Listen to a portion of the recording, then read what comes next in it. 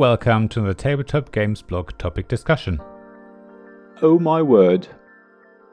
I often feel that we accept the written word as something that's a given and don't pay much attention to it. We feel that the writing isn't hugely important and that it's fine to just jot anything down with much care or attention. That's often fine. It's great that people give writing a go. In fact, I encourage people to try and express themselves in written form. Keep tweeting, posting, texting and emailing. However, I think that there are times when it's vitally important that the writing is done well and with care, and writing is actually hard if you want to do it well.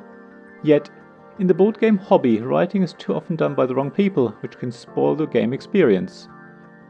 The obvious example is rulebook writing.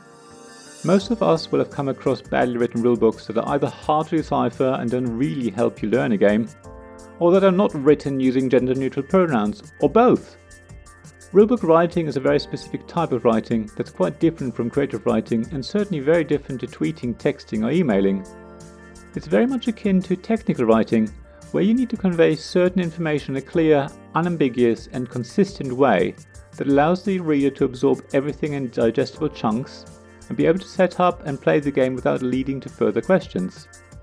For more complex games, rulebooks will also contain a reference section, allowing the reader to quickly find answers to common questions or edge cases, and those answers need to be clear and precise. The use of language in rulebooks is often slightly unnatural, because every word has to mean the same thing whenever it is used, and the number of these defined terms needs to be kept low to avoid an overload of information. Rulebooks will also follow a logical sequence of sections that leads the reader from an introduction to the game, the aim of the game, the setup and the gameplay to the end game conditions and final scoring. For some games this sequence may vary slightly, but overall it's important that you can read a rulebook from start to finish while setting up and playing the game. It requires experience and skill to write rulebooks well, and it usually shows when a rulebook wasn't written by an expert. It's important that time and money is spent on creating a good rulebook if you want to avoid that players have a terrible experience with your game. Creative writing is a different style of writing that is often the flavor text in games. It is often found in rulebooks as part of the introduction, on cards or on character boards, but is very much in the foreground in storytelling games. Like rulebook writing, it does require experience and skill, and players will not enjoy a game as much if the creative writing isn't done well, depending on how abstract a game is, of course.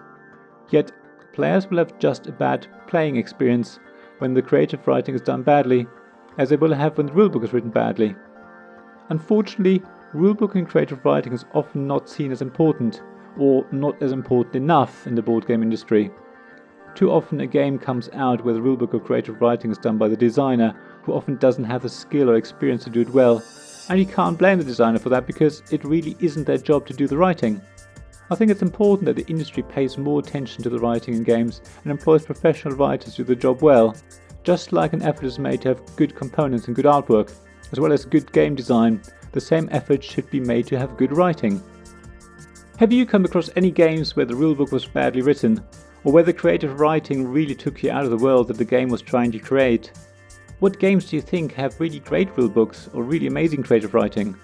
How important do you think the writing in games is? Please share your thoughts in the comments on my blog at tabletopgamesblog.com. I'd love to hear what others think. Thank you for listening to this Tabletop Games blog topic discussion podcast. Please check the description below for links mentioned in this episode, as well as to the written version of this article on the blog. If you enjoyed this episode, please subscribe, give us some stars or leave a review. Please also tell your friends about me, and if you want to offer financial support, check out my Patreon and Ko-fi pages, links to which you'll find in the blog at tabletopgamesblog.com. So thank you again for listening, and I hope to see you again soon.